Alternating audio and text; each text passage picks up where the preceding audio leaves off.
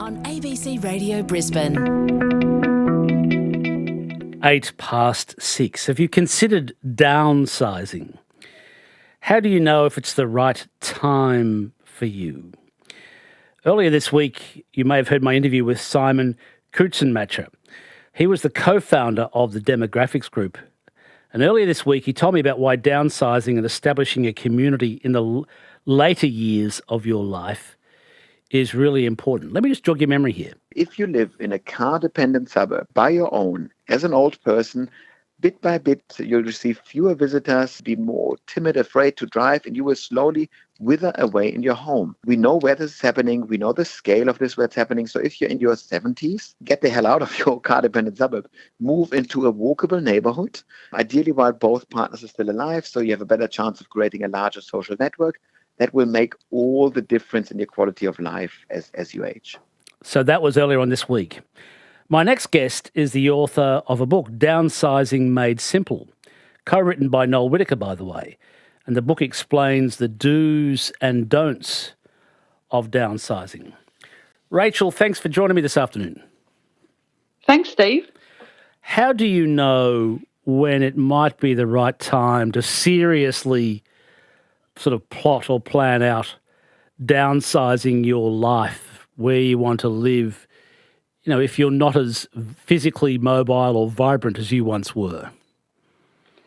Yeah, look, I think you've touched on it. I think people start looking at getting the leaves out of the gutter and saying, I don't think I should be doing that. I don't think that's the safest thing to do. Or they might not be able to maintain the pool and the garden themselves. They're relying on their kids, or they might have to outsource that and pay a gardener to do that for them. Or it might be bigger things. You know, they might live in a beautiful Queenslander that has weatherboards that need painting every few years, and they think, I just can't keep on top of this. So the other thing is that, you know, if you've got a big house, you've got a heat and cool a big house, you've got insurance for a big house, and you might be only using 1 or 2 rooms. So people start looking at it and go, well, do I really need this much space, or did it really suit me at a particular time in my life, and now this doesn't really suit what I want to do in the next chapter? Rachel, what are some of the biggest reasons you hear people say when they talk about deciding to downsize? What do you hear? Well, look, there seems to be really 2 big reasons. They want to free up money, so they want to get access to all of the wealth that's tied up in that family home, and they want to free up time. So they don't want to spend time painting weatherboards, pulling the leaves out of the gutters, mowing lawns, doing all of those things. They want to spend time doing the things they love with the people they love, and they need the money to do it. So go travelling, you know, take the grandkids on a trip, just do all the things that they've been looking forward to. Okay. I want to play something that your co-author told me.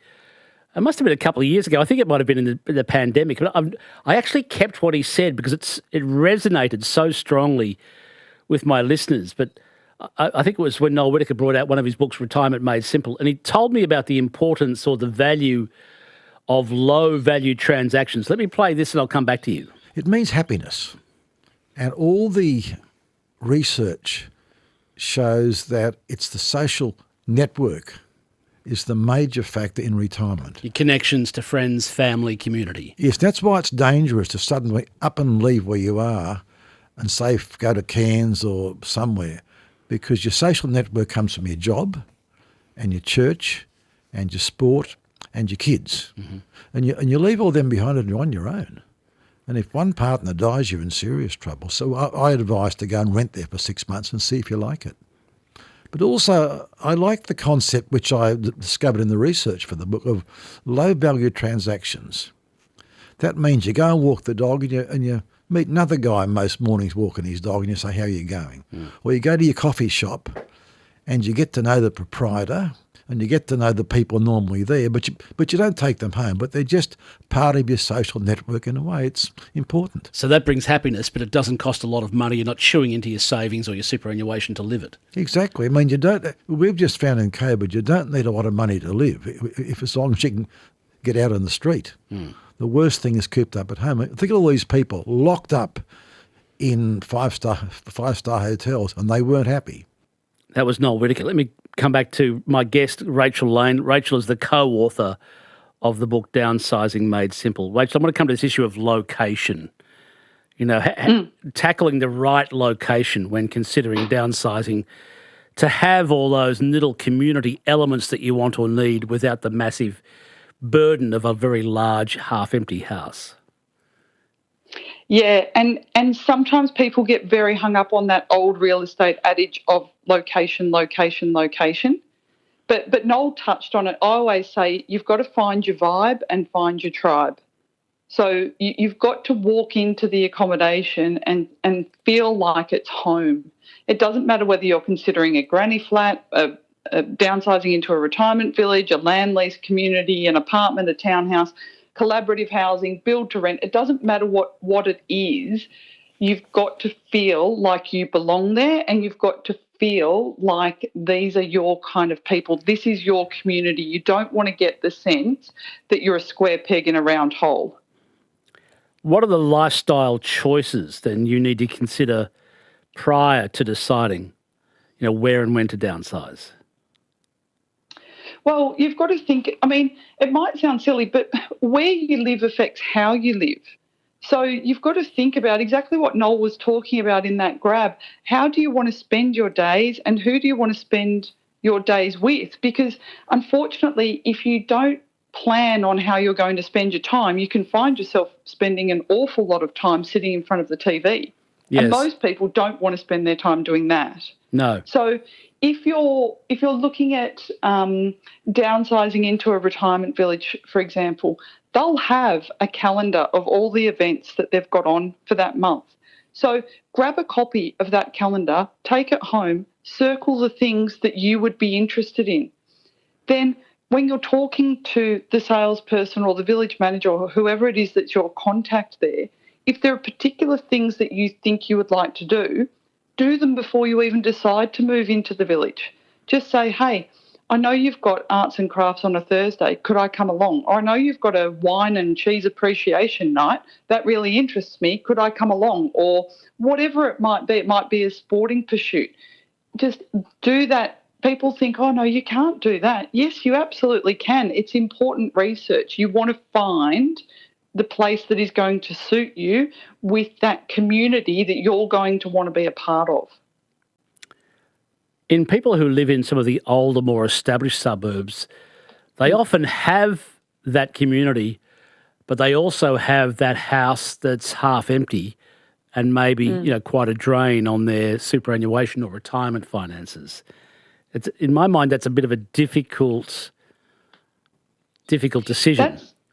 That's not so much what we hear. We hear that the people who have been living in the established suburbs for, decades, really, that they don't really know their neighbours anymore, that progressively the neighbourhood has changed. Okay. And more people are driving into their garage and the garage door goes down and they really don't see them. They don't chat to them. If they do, it might be a polite sort of hello over the fence, but they're a different generation and people are just feeling quite isolated in those beautiful old homes, but they're not really having that sense of community. And one of the mistakes people make is they sometimes think, well, if I live in this lovely suburb, but my house is too big, perhaps the answer is that I should just downsize in this suburb into an apartment, then my neighbours will be in closer proximity and I'll get back that social connection that I'm looking for. Yeah. And that typically doesn't work like that. Yes, your neighbours are closer, but you're probably only going to see them in the lifts or in the lobby or at the letterboxes unless there's something that particular building or that particular complex does to bring residents together. So again, do your research. If you're expecting to move in, say, are there, resident barbecues? Are there resident happy hours? Are there whatever it is that you're hoping to find in terms of that social connection? Some of them have fantastic things. They have rooftop gardens and all sorts of things that the residents share, but you just need to do a little bit more research than that assumption of living closer to your neighbours will bring that social connection. Do you see many examples of people downsizing out of Brisbane and going to one of the coasts, because that coast retirement life looks attractive? It's not affordable anymore, but it looks attractive. Do you see any evidence of that? Yeah, absolutely. And look, the beaches are beautiful. But as you know, exactly as Noel said in his interview, moving away from the community that you have, and in particular moving away from family, tends to be something that people really struggle with. And it's not uncommon to see people who do a tree change or a sea change and they move back because they just don't get what they're looking for from that move. I've often wondered about actually moving way out into the country. I mean, way out into the country, into a really small town where you don't have the temptations to spend a lot of money, but you've got enough money to buy a decent place or do a decent place up and have, because country communities are really good communities, usually. They're good. Have you considered that, or have any of your clients considered that seriously and done it? Look, it's not something that too many people do because most people are seeking that, that community feel, as in that regular, like Noel was talking about, you walk your dog, you see someone. If you're living on, 50, 100, 500 acres, you're probably not going to see too many people on a day-to-day basis. Yep. But if you go to the pub on a Friday night, I'm sure everyone will be there. Everyone will be there. Yeah, that's right. Exactly. Yeah. All right, fair enough. So what are some of the things people should consider before signing a contract? Yeah, look, I think you want to think about, you do want to think about your location. You want to think about the accommodation itself. So one of the big things that people struggle with in downsizing is that they're leaving what they thought was going to be their forever home. And the idea that they're going to move into a new home and potentially need to move again in the future, they say, no, this is the last move. I've only got one more move in me, sort of thing. So if you're in that bucket of people, then you really need to look at your new accommodation through the lens of, even though you might be fighting fit now, how would you get care into that environment? Now, some types of accommodation like granny flats, and obviously homes in retirement communities, they are built with that kind of future care in mind. But if you're moving into an apartment or a townhouse that was built, say, 20 or 30 years ago, the odds are that was never thought about. So you need to look for things like narrow doorways, pokey bathrooms, things that are going to make it difficult to get around if you need a walker or a wheelchair. Okay. You should look at your costs through three lenses. So look at what you're going to pay for your new accommodation, ingoing, ongoing and outgoing. Sometimes people get hung up just on the purchase price, but there can be little tips and traps there. You might have to pay stamp duty, for example, if you're downsizing into an apartment, but you might not necessarily pay stamp duty if you're downsizing into a land lease community or a granny flat. So you've got to factor those sorts of costs into it. You need to look at your contract, and contracts can be a really touchy suburb if we're talking about granny flats, but you need to look at your contract through three lenses. What are your rights? What are your responsibilities? And what are your costs? And make sure that it is a fair balance of those three things. And the only person who can really judge that is you. What are some of the hidden costs that people should be aware of? Well, some of the hidden costs, look, they're not a hidden cost, but the cost that I guess most people fixate on when it comes to retirement communities is the exit fee.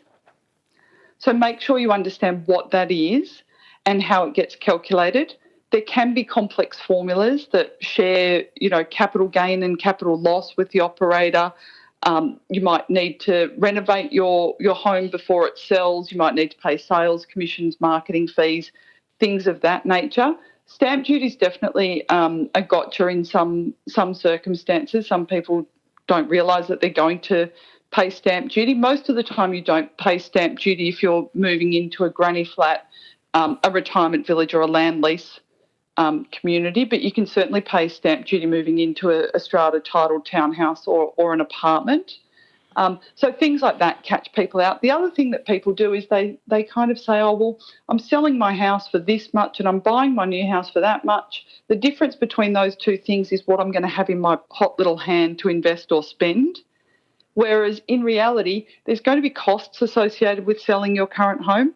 There's going to be costs associated with moving. And there's going to be costs associated with buying. So the book has a sister website, which is just downsizingmadesimple.com.au. But we've got lots of exercises and calculators and checklists so that people can look at exactly that. So we've got a what will it cost me to downsize calculator. And we give them, what about agents' fees? What about the auctioneer's fee? What about removalists' fees? So that they can go through and actually make a realistic assessment of what is it going to cost me to downsize, and therefore what am I actually going to have to invest or spend at the end of the day. Should you sell before you buy or buy before you sell? Ooh, that's a tricky question. There's pros and cons to each. So if you sell before you buy, then obviously the benefit is you know how much you've sold for, and so you know how much you can spend, and you're in a very, financially secure position from that point of view. But if you can't find your new forever home in that settlement period, then you might have to move twice. And we hear a lot of people who do that. So if they sell before they buy, they end up moving in with the kids while they find their new home, or renting while they find their new home. But whatever the situation is, they end up moving twice. If you buy before you sell, the good thing is that you know where you're going and you can plan for that, and you can get excited about that and use that as motivation. But the downside is obviously you're then under pressure to sell your current home for the price you need to get that house, to do that settlement. If you can't sell for the price you want in the time frame, then the obvious thing is that you'll have to accept a cheaper price, or you might need to borrow. So, or perhaps there's a new product in the market that will guarantee the sale for you. But in either case, there are costs associated with that. So, but there are definitely options for people if they want to buy before they sell. One thing I would say is, if you can, it's a good idea to get that contract to buy your new home subject to the sale of your current home, and that can just take a little bit of that pressure off and mean that you don't necessarily need to go down the road of getting a guarantee or borrowing to fund the settlement. Rachel Lane, thanks for your time. Very welcome. Thank you. Rachel Lane. Rachel is the co-author of Downsizing Made Simple.